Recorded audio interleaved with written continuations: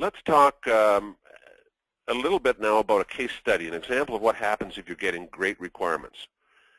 Basically, they wanted to know what happens if you follow the process to get great requirements.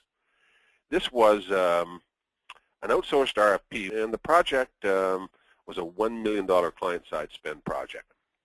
So what they found was that the entire process of getting good requirements, when we compressed it down into a 2-week timetable, basically we compressed the time dramatically, and that then compressed the total time from start to design level down to 10 weeks. The RFP was released to the vendors, and what they found was that the responses came back plus or minus 30 grand. So clearly the vendors were impressed.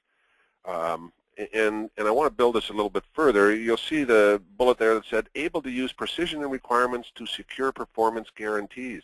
Here's what happens. One of the companies, in fact the company that won, said, we will deliver on time, on budget, on function, or we will take on financial penalties. That wasn't asked for by our client, but the vendor offered it. Why? Because they pretty well knew exactly what they were going to have to build based on the very precise requirements that were given to them. Ultimately, what happened was the project came in 30% under budget. And yes, that's a nice savings. It came in at about 670 grand instead of $1 million. But one of the other key things is what we have learned is that they reduced the ongoing maintenance cost dramatically, and that's a year-over-year saving. So it's pretty cool. Now, it's interesting because I want to show you one more quote here.